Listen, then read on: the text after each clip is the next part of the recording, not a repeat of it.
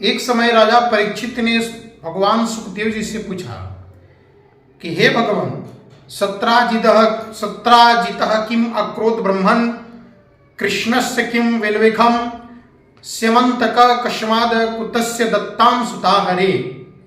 अर्थात हे भगवान, सत्राजित ने वह कौन सा अपराध किया, वह कौन सा गलत कार्य किया, सत्राजित को स्यमंतक मणि कहां से प्राप्त हुई, तथा सत्राजित ने अपनी लड़की सत्यभामा के विवाह भगवान श्री कृष्ण से क्यों किया, सो विस्तार पूर्वक हमें कह के बतावे।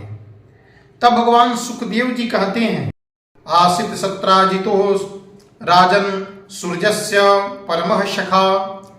हे राजन, सुखदेव जी कहते हैं कि हे राजन, सत्राजित भगवान सूर्य नारायण का परम भक्त था और इसकी प्रीति भगवान सूर्य नारायण से इतनी बढ़ गई कि भगवान सूर्य नारायण से मित्रत्व व्यवहार हो गए। और मित्रत्व व्यवहार में भगवान सूर्य नारायण एक दिन स्यमंतक मणि को लेकर के सत्राजित के गले में पहना दिया, अर्थात स्यमंतक मणि सत्राजित को दे दिया। भगवान सुखदेव जी कहते हैं कि जब सत्राजित स्यमंतक मणि को गले में धारण किया तो वह सूर्य से भी कई गुना अधिक चमकने लगा। स्यमंतक मणि के प्रभाव से उसका पूरा शरीर चमकने लगा। कुछ समय के पश्चात सत्राजित जब द्वारिका आया, अपने घर आया, तो द्वारिका के जितने नगरवासी थे स्यमंतक मणि के प्रभाव से सत्राजित को पहचान नहीं पाए। स्यमंतक मणि के तेज से सबकी आंखें चौंधियां गई। लोग कहने लगे, आज लग रहा है कि भगवान सूर्य नारायण स्वयं चल के द्वारिका आए हुए हैं और हमारे कृष्ण की दर्शन करना चाहते हैं। जिनके दर्शन करने के लिए देव लोग, मनुज लोग, ऋषि लोग हमेशा ललायित रहते हैं। इसी कारण से आज भगवान सूर्य नारायण हमारे देव भगवान श्री कृष्ण की दर्शन करने के लिए स्वयं द्वारिका चले आए हैं। इस बात को विचार करके द्वारिका के सत्राजित को देख करके सभी लोग सूर्य नारायण को समझ गए। वे सभी दौड़े दौड़े गए भगवान कृष्ण के पास। सुखदेव जी कहते हैं कि हे परीक्षित, उस समय भगवान कृष्ण चौसा खेल रहे थे। सभी लोग जाकर के भगवान कृष्ण की स्तुति किए। नारायणं नमस्तुभ्यं शंख चक्र गदाधरं गोकुल नंदम दारद रविंद्राक्ष गोविंदम यदुनंदनम।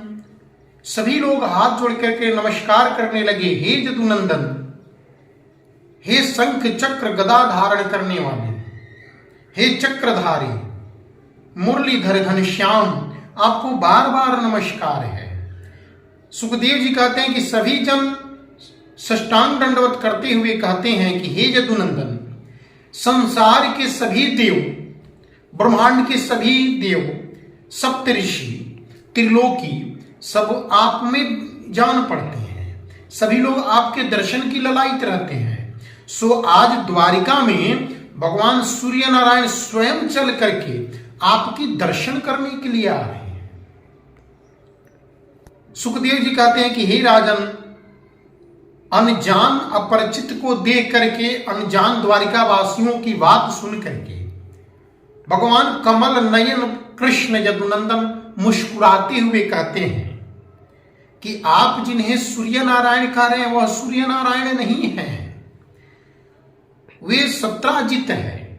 स्यमंतक मणि के प्रभाव से वह प्रकाशमान हो रहा है, उसके तेज से वह तेजवान हुआ है, वह सत्राजित है। इधर सत्राजित स्यमंतक मणि को गले में धारण करते हुए अपने घर को पहुंचा।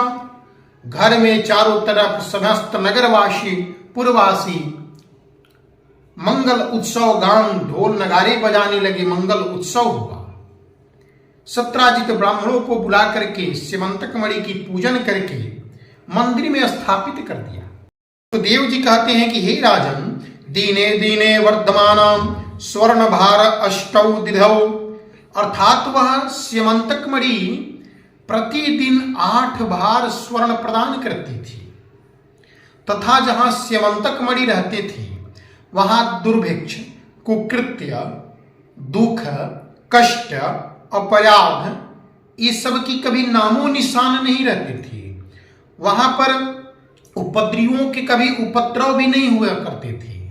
स्यमंतक मणि जहां रहती थी वहां के समस्त पुरवासी आनंद मग्न सुख शांति समृद्धि में निवास करते थे।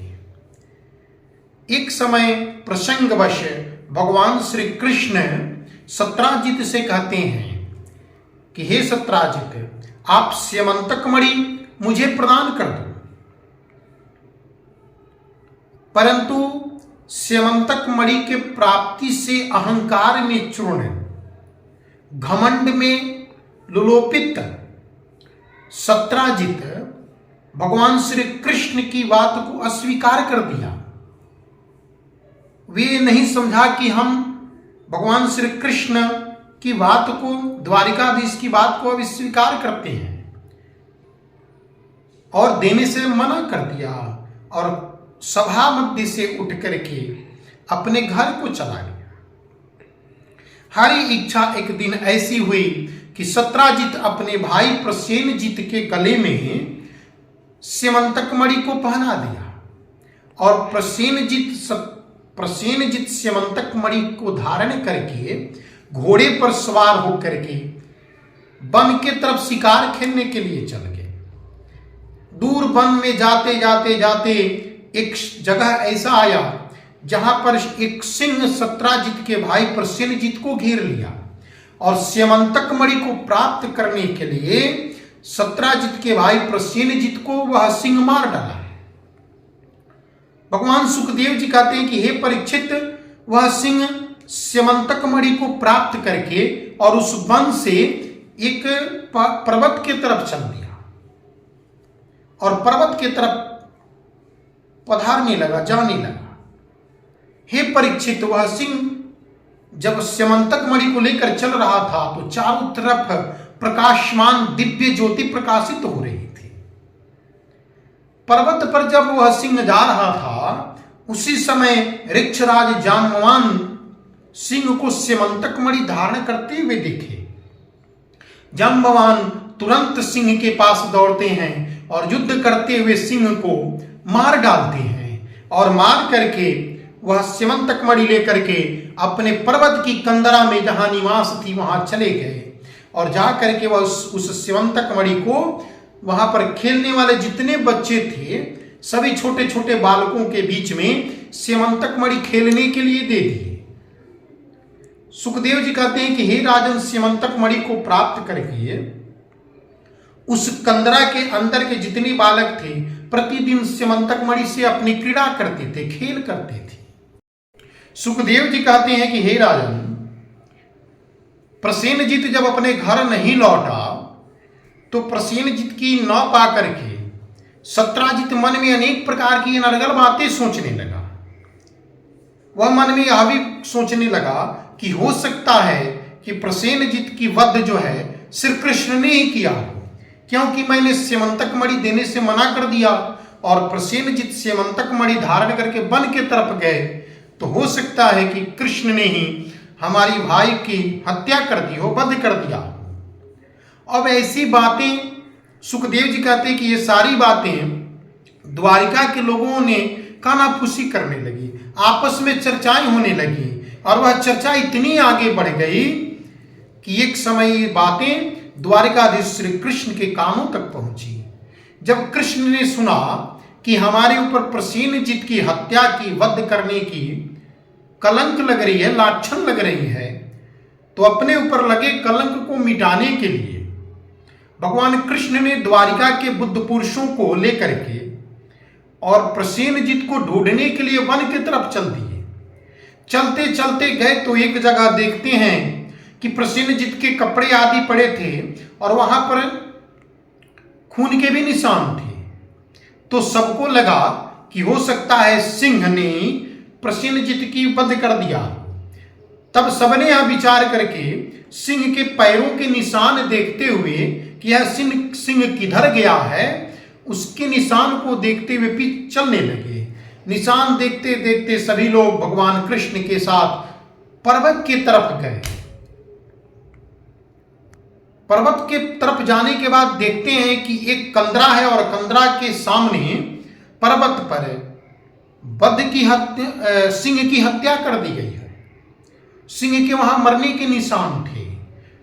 तो कृष्ण ने कहा कि हो सकता है कि कोई और भी जीव जंतु, सिंह से बलिशाली जंतु सिंह की यहां पर हत्या कर दी हो और स्यमंतक मणि लेकर के इस कंदरा में चली गई हो। आप सभी, कृष्ण ने कहा कि आप सभी द्वारिकावासी यही कंदरा पर हमारी इंतजार करें और हम कंदरा के अंदर जा रहे हैं स्यमंतक मणि को प्राप्ति के लिए कार्य करने, अर्थात स्यमंतक मणि को ढूंढने। सुखदेव जी कहते हैं कि हे परीक्षित, जब भगवान कृष्ण द्वारिका वासियों को कंदरा के दरवाजे पर रख करके कंदरा में प्रवेश किया तो कुछ दूर जाने के पश्चात देखते हैं कि कंदरा में अनेक छोटे छोटे बालक स्यमंतक मणि को लेकर के खेल रहे हैं। खेलते हुए देख करके भगवान कृष्ण स्यमंतक मणि को प्राप्ति की लालसा से उन बालकों के बीच में जाकर के खड़े हो गए। और जब उन बालकों के बीच भगवान कृष्ण जाकर खड़े हुए, सुखदेव जी कहते हैं कि वे बालक अपरिचित मनुष्य को देख करके बहुत जोर से आक्रांत हो गए, चिल्लाने लगे, हाय कोई आ गया है, त्राहि माम शरणागतम, जोर जोर से चिल्लाने लगे। अब बालकों की आवाज सुन करके ऋक्षराज जामवंत तुरंत वहां पर दौड़े दौड़े आ गए। और जब बालकों की बातों को जब सुने, अपरिचित व्यक्ति को देख करके सुखदेव जी कहते हैं कि ऋक्षराज जामवंत कुपित हो रहे थे, क्रोध में कुपित हो रहे थे, उनकी सारी भुजाएं कांप रही थीं और भगवान कृष्ण को समझ नहीं पाए। ये नहीं समझ पाए कि हमारे सामने जो खड़े हैं वह देव हैं, कृष्ण हैं, भगवान विष्णु के अवतार हैं, क्योंकि वे क्रोध में कुपित हो रहे थे। क्योंकि जब कोई व्यक्ति क्रोधित होता है तो उसकी ज्ञान जो होती है शून्य हो जाती है, उसकी चेतना शून्य हो जाती है और उसकी समझने की जो क्षमताएं होती हैं वह समाप्त हो जाती है। परंतु जब क्रोध शांत होती है, चेतना जागृति होती है, तब वह व्यक्ति समझता है, परंतु बाद में पश्चाताप करने लगता है। सुखदेव जी कहते हैं कि हे राजन, जांबवान भगवान कृष्ण को पहचान नहीं पाया और क्रोध से कुपित हो रहे थे। क्योंकि जब कोई व्यक्ति क्रोधित होता है तो उसकी ज्ञान शून्य हो जाती है, चेतना शून्य हो जाती है, वह समझ नहीं पाता है, सोच विचार नहीं कर पाता है। लेकिन जो ही उसकी क्रोध शांत होती है, चेतना जागृत होती है, तो वह व्यक्ति समझ जाता है, चिंतन करने लगता है, परंतु अंत में पश्चाताप के सिवाय कुछ बचता नहीं है। इसलिए व्यक्ति को पहले जान पहचान कर लेनी चाहिए, क्रोधित नहीं होना चाहिए। लेकिन बालकों की आवाज सुन करके जांबवान क्रोध से कुपित हो गए और आ करके अपरिचित व्यक्ति अर्थात भगवान कृष्ण को देख करके युद्ध करने लगे। सुखदेव जी कहते हैं कि हे राजन, अपने परम इष्ट को पहचाने बिना जांबवान भगवान कृष्ण से युद्ध करने लगे और वह युद्ध इतनी भयंकर होने लगी मानो दो बाज एक मांस के लिए जितना आपस में टकराने लगते हैं उस प्रकार से भयंकर युद्ध होने लगे। दोनों अस्त्र शस्त्र का प्रयोग किए। सुखदेव जी कहते हैं कि हे राजन, बिना विराम किए, बिना एक क्षण विराम किए भगवान कृष्ण और जांबवान 28 दिनों तक उस कंदरा में युद्ध करने लगे। 28 दिनों तक उस कंदरा में युद्ध करने लगे। वह युद्ध इतनी भयंकर हो रही थी, दोनों पहले अस्त्र शस्त्रों से युद्ध किए, उसके बाद पत्थर की बड़ी बड़ी शिलाओं को लेकर के एक दूसरे पर प्रहार करते थे। हे परीक्षित, जाम्बवान और कृष्ण के बीच इतनी भयंकर युद्ध हो रही थी कि पत्थर की शिलाओं के बाद बड़े बड़े वृक्ष लेकर के एक दूसरे पर आक्रमण करने लगे। और जब ये सब समाप्त हो गए तो दोनों ही आपस में द्वंद्व युद्ध करने लगे। द्वंद्व युद्ध जब होने लगी और उस द्वंद्व युद्ध में जब जाम्बवान के शरीर पसीने से तरबतर हो गए, सारी उनकी गठ खुलने लगे, तब जाम्बवान को लगा कि हो सकता है कि नारायण ही हमारे सम्मुख आ गए हों। फिर भी समझ नहीं पा रहे थे, द्वंद्व युद्ध चल रही थी। और सुखदेव जी कहते हैं कि हे परीक्षित, इधर जो कंदरा के दरवाजे पर, मुख्य द्वार पर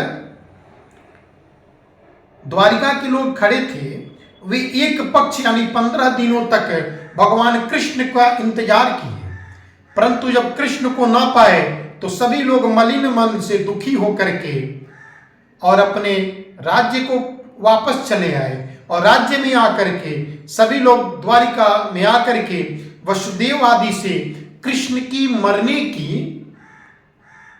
बात को कहे।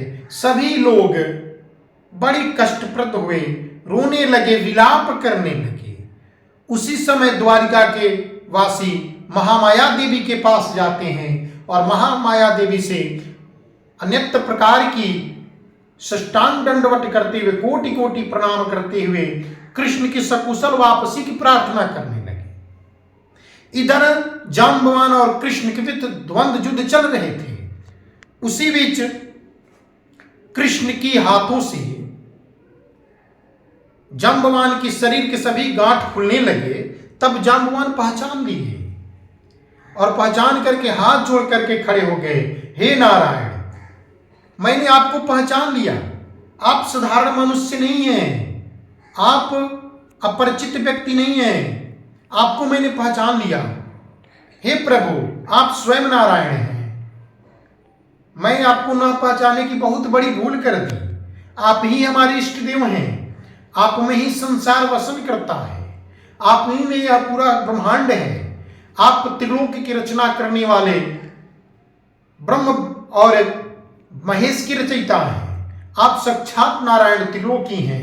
हे प्रभु, आप ही हमारे इष्ट देव हैं। भगवान राम हैं जो एक बार समुद्र की तरफ तिरछी नजर देख दिए तो समुद्र में वसन करने वाले, निवास करने वाले सभी जीव जंतु त्राहिमाम करने लगे। स्वयं आप के सामने समुद्र खड़े हो गए त्राहिमाम करते हुए, और लंका में जाने के लिए, लंका विध्वंस करने के लिए आपको समुद्र में रास्ता दी। हे प्रभु, आप ही वही हैं जो आपने लंका का विध्वंस किया, धर्म की रक्षा किए। हे नारायण, आप हमारे इष्ट देव हैं, हमसे बहुत बड़ी भूल हो गई। और ऐसी प्रार्थना करते हुए, करुणा करते हुए जाम्बवान भगवान श्री कृष्ण के चरणों में साष्टांग दंडवत करने लगे, बार बार क्षमा याचना, त्राहिमाम शरणागतम की क्षमा याचना करने लगे। सुखदेव जी कहते हैं कि हे राजन, जब भगवान कमल नयन समझ गए कि जाम्बवान हमें पहचान लिए, तब अपने कोमल हाथों से जाम्बवान के शरीर पर अपनी हाथ रखते हुए बोले कि हे भक्त, हम इस कंदरा में बालकू के पास स्यमंतक मणि के लिए ही आए हैं। भगवान श्री कृष्ण कहते हैं कि हे ऋक्षराज,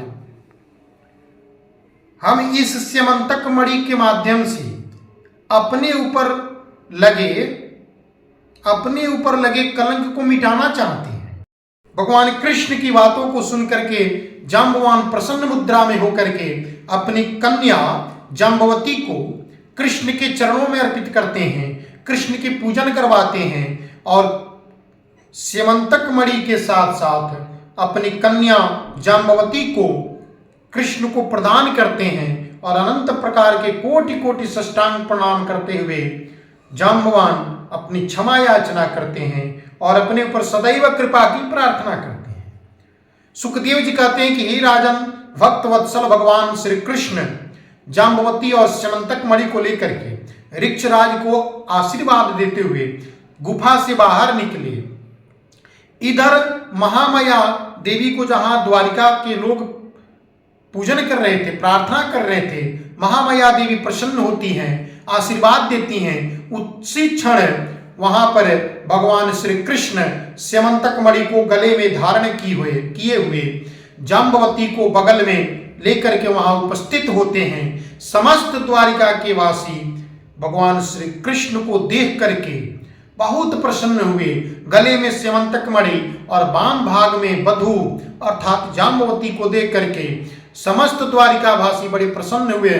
सुखदेव जी कहते हैं कि ऐसे प्रसन्न हुए जैसे कोई नवजीवन मिला, कोई खोया हुआ व्यक्ति नवजीवन प्राप्त हुआ हो। इस प्रकार से प्रसन्न होकर के समस्त द्वारिकापुरी में उत्सव होने लगे, मंगल होने लगा। कुछ दिन बीतने के पश्चात भगवान श्री कृष्ण सभा मध्य में उग्रसेन के सभा में राजा उग्रसेन के सम्मुख स्यमंतक मणि को प्रसेनजीत के भाई सत्राजित को प्रदान कर दिए। अर्थात सत्राजित को बुला करके द्वारिकाधीश श्री कृष्ण स्यमंतक मणि को दे दिए और कहे कि यह स्यमंतक मणि तुम धारण करो, यह तुम रखो, यह इसके हम अधिकारी नहीं हैं, हम तो सिर्फ इसके जो स्वर्ण वाले हैं, इसका जो फल है, हम इसके अधिकारी हैं, इसलिए तुम यह स्यमंतक मणि अपने पास रखो। जो पूरी वृत्तांत थी, जो झूठी कलंक लगी थी, कैसे पुनः स्यमंतक मणि प्राप्त हुई, सिंह को प्रसेनजीत को सिंह ने मारा, सिंह को ऋक्षराज ने मारा, ऋक्षराज से कितनी भयंकर युद्ध हुई, सारी वृत्तांत श्री कृष्ण ने जब सुनाई तो सुन करके सत्राजित बहुत लज्जित हुआ। उसके शरीर नीचे से उठ नहीं रहे थे और स्यमंतक मणि को लेकर के अपने घर गया। सुखदेव जी कहते हैं कि हे राजन, स्यमंतक मणि को लेकर के तो आया, लेकिन लज्जित होकर के घर में हमेशा चिंतित रहने लगा सत्राजित। वह सोचने लगा कि आखिर कौन से उपाय करें जो झूठी मनसा जो हमारे अंदर पाप लगी है वो समाप्त हो जाए। हम द्वारिका के राजा पर ऐसे शंका क्यों किए, अपने मन में गलत बातें क्यों की, अपने मन में गलत विचारें क्यों लाई, इसके निवारण के हमेशा उपाय ढूंढता रहा। फिर राजा से बैर करने का डर भी उसे सताता रहा। एक समय उसके अंदर ऐसी ज्ञान हुई, चेतना जागृत हुई कि क्यों न अपनी कन्या सत्यभामा की विवाह भगवान श्री कृष्ण से कर दे और यह स्यमंतक मणि उपहार में भगवान कृष्ण को ही प्रदान कर दे, जिससे भगवान कृष्ण प्रसन्न हो जाएंगे, हमारे ऊपर दया करने लगेंगे और हमारे ऊपर कृपा करने लगेंगे। और यह विचार अच्छा जान करके भगवान श्री सुखदेव जी कहते हैं कि हे राजन, सत्राजित ने अपनी विवेक बुद्धि से ऐसा निश्चय करके स्वयं ही इसके लिए उद्योग किया और अपनी कन्या तथा स्यमंतक मणि दोनों ही ले जाकर श्री कृष्ण को अर्पण कर दी। सत्यभामा शील, स्वभाव, सुंदरता, उदारता आदि गुणों से संपन्न थी। बहुत से लोग सत्यभामा को चाहते थे कि सत्यभामा से हमारी विवाह हो जाए, परंतु अब भगवान श्री कृष्ण विधि पूर्वक उस सत्यभामा का पाणी ग्रहण संस्कार किया। परीक्षित, सुखदेव जी कहते हैं कि हे परीक्षित, भगवान श्री कृष्ण ने सत्राजित से कहा कि हम स्यमंतक मणि नहीं लेंगे, आप सूर्य भगवान के भक्त हैं, इसलिए वह आपके ही पास रहे। हम तो केवल उसके फल के अर्थात उससे निकले हुए सोने के अधिकारी हैं, वहीं आप हमें दे दिया करें।